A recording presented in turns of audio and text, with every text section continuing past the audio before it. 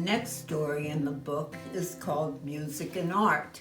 It is the 30th story in my book called Tell Me a Story, and this is the painting I did for that story. This was a story about a little girl, a 13-year-old, being able to travel across the New York for an hour and 15 minutes on the subway each way, changing 5 times between home and school. So it was pretty exciting. I don't think we do it anymore. The story is, we lived in Brighton Beach in Brooklyn when I was 13. I went to PS 100 an elementary school that went through the 8th grade. The upper grades were departmentalized, with each of the subjects taught by a different teacher. It was an introduction to high school. I was about to graduate to Lincoln, the local high school, when my art teacher, Mrs. Bergen, encouraged me to try to get into the High School of Music and Art by entering the competition for new students. You should try. You would really like that school, and you would be able to do art every day, she said. I bet my mother won't let me go that far away, I answered. I'll talk to her. I'm sure she'll let you go. Mrs. Bergen helped me apply to the school and told my parents what a good thing it would be for me. I was accepted, and my parents agreed to let me go. Now, every morning and every evening, for a nickel each way, I took 5 subway trains and even had to transfer to a subway across the street in order to go from home to school and then back. I transferred from the local to an express, and from one line to another, and then from the express to a local before I got to 125th Street station from Brighton Beach. It took an hour and 15 minutes each way, each school day.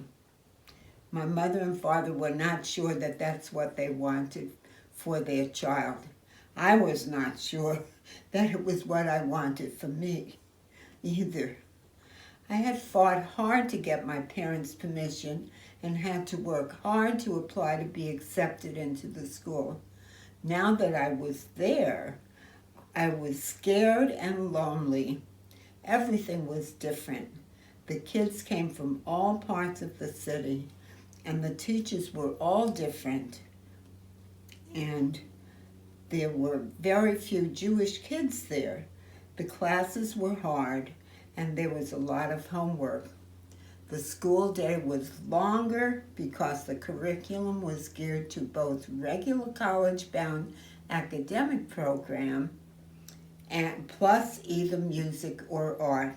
For me, each day it meant 2 extra art periods added to my schedule. In wintertime, I left home in the dark and came back home in the dark. To make sure she took good care of me, especially because I was so far from home, my mother packed a lunch for me each day. She made me promise that I would eat everything in my little brown bag. The bag always had a piece of fruit and rye bread, challah bread, or bagel. Sometimes it had cream cheese and lox, sometimes chopped hard-boiled eggs with onion, sometimes hamburger with garlic. It seemed to me that little brown bag always smelled strongly and always had a fat stain on it. When I came to school in the morning, I would hide my lunch in my locker in the girls' gym. When the lunch bell rang, I would go to get my lunch, and other girls would be getting theirs too.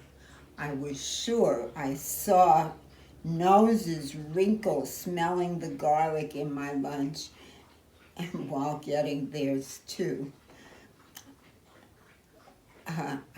I sat by myself so the other girls wouldn't have to see or smell my food.